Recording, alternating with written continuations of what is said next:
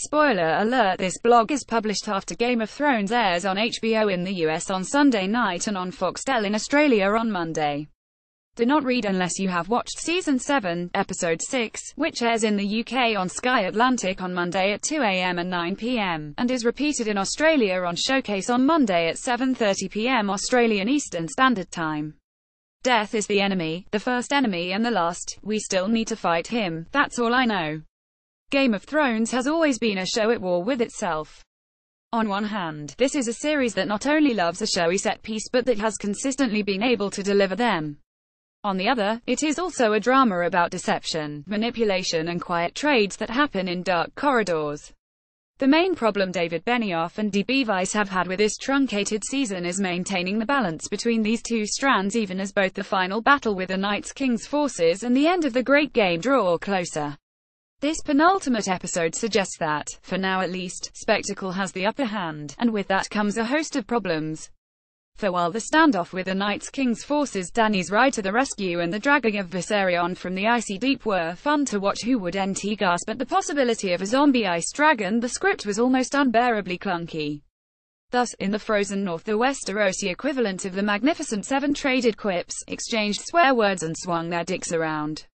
Some conversations were genuinely interesting. Beric's discussion about death with Jon gave us a man's entire philosophy in a handful of words. Some were arguably necessary. It would have been odd if Gendry hadn't mentioned his treatment by the Brotherhood, and some, such as Tormund and the Hound's brief chat, were straight out of a bad buddy movie.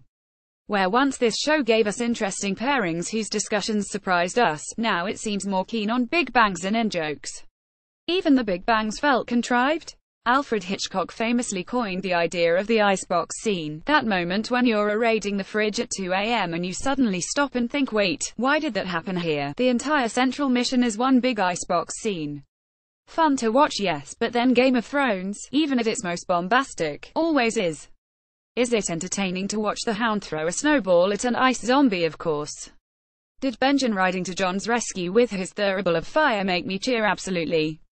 But once the episode ended I found myself thinking, wait, who thought capturing a white to take to Cersei was a smart or even coherent idea? It makes no sense. Tyrion himself tells Daenerys, not Dany, that Cersei won't give a damn about her ice zombie present. Photograph HBO. It makes no sense. Tyrion himself tells Daenerys, not Dany, that Cersei won't give a damn about her ice zombie present.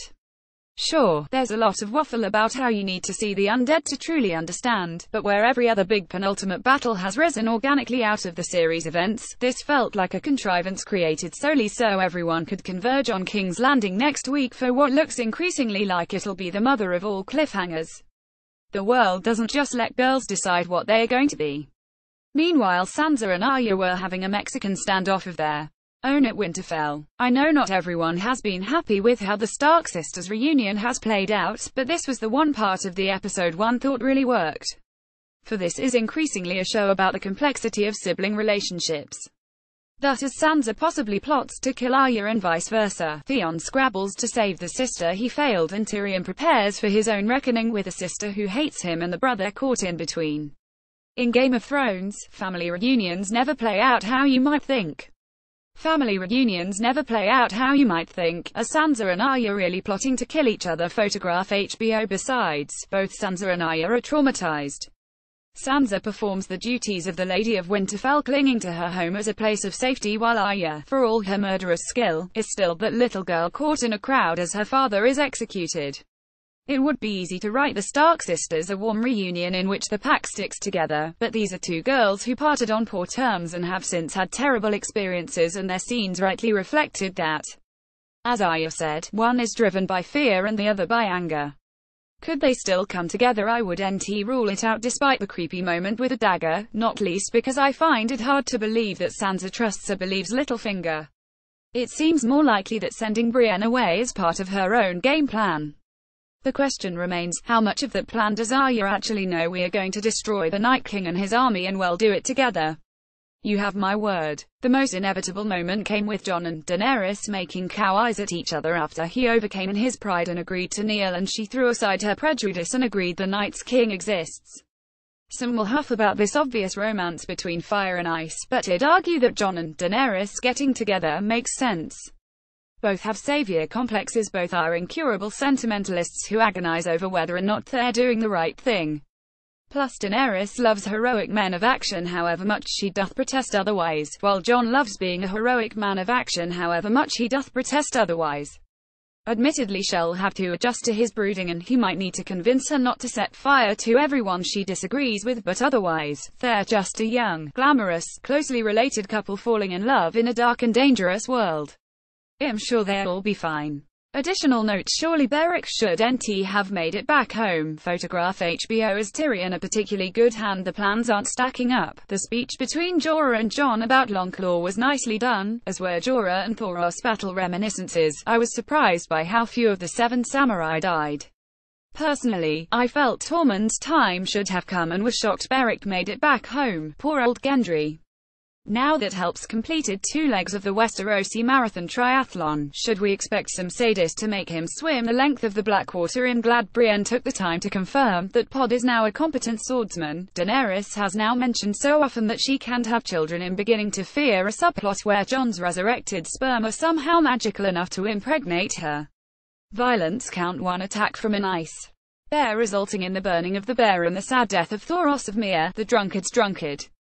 The killing of a White Walker and deaths of all those he had turned.